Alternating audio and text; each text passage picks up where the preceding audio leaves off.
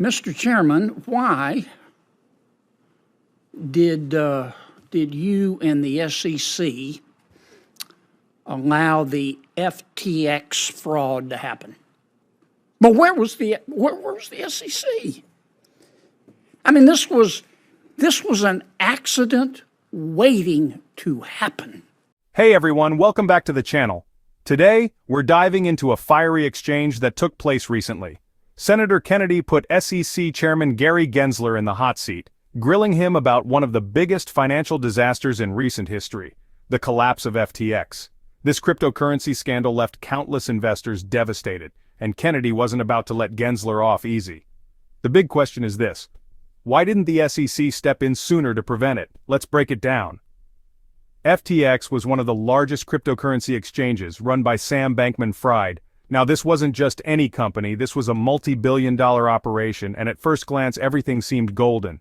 But as we now know, it was all built on shaky foundations. What's crazy is that many people, including regulators, were fully aware of how unstable the crypto market was, yet FTX was allowed to operate unchecked until it was too late. Kennedy cuts right to the chase, asking Gensler directly, why did the SEC allow the FTX fraud to happen? Kennedy even goes on to describe Sam Bankman-Fried as someone with more zeal than wisdom, a guy who seemed to pride himself on being underdressed and overconfident. It's a harsh description, but it shows just how much Kennedy thinks this whole thing should have been stopped long before it spiraled out of control. Kennedy makes a good point. He suggests that if the SEC had just sent one investigator to look into FTX, they could have uncovered the fraud. He even jokes that with Bankman-Fried's ego, he would have welcomed an SEC official with open arms. But where was the SEC? FTX wasn't some small player flying under the radar. It was huge, and its downfall affected thousands of people who lost millions of dollars. Kennedy made it clear that this wasn't just about following the law or waiting for things to play out. He believes the SEC could have and should have acted quickly to stop FTX before it became a full-blown catastrophe. Kennedy points out that if the SEC had simply asked FTX basic questions like whether they were commingling funds, they could have shut it down before the damage was done. But instead, he argues, they were too slow, letting legal procedures drag on while people lost their life savings. But where was the SEC? I mean, this was an accident waiting to happen. And I don't understand where the SEC was. So, sir, I would say that the whole field has hurt more Americans than it should. Yeah, but I'm talking about FTX. I mean, we look back at FTX. I mean, Senator Durbin made this point.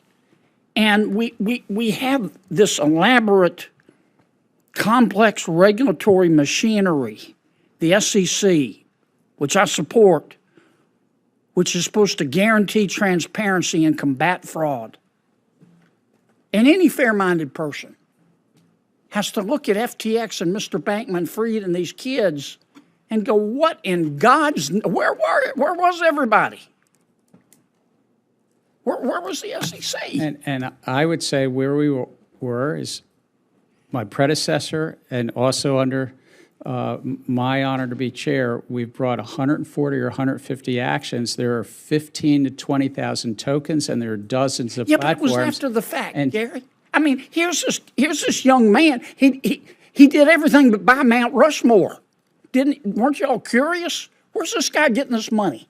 I would say that in the summer of 2021, when we Wells noticed a very large crypto exchange in the U.S., they went on Twitter and said that we were sketchy. When we subpoenaed Do Kwon, this is all public, so I can say it. When we gave him a subpoena, he fought us in the district court. He fought us in the appellate court. But I'm not talking about how many lawyers can dance on the head of a pin. I'm talking about why didn't you send somebody down? I guarantee you, with his ego, Mr. Bankman-Fried would have welcomed you. Okay, he probably would have asked you to bring a film crew. You just send an investigator down, spend a half a day with these young people, come back, and go get an injunction. Shut them down until they can answer some very basic, fundamental questions. Like, for example, were they commingling funds? Why didn't we do that? Why didn't you do that? That's what we pay you folks to do. Well, This hearing raised some serious questions about the role of the SEC and how financial regulators are handling the fast-evolving world of cryptocurrency. Kennedy's grilling of Gensler shined a spotlight on how much more needs to be done to protect investors and prevent fraud in this space. What do you think? Should the SEC have acted sooner, or were they just following the rules? Let me know in the comments below. And remember, if you enjoyed this breakdown, don't forget to like the video and subscribe for more insights into the stories that matter most. Thanks for watching.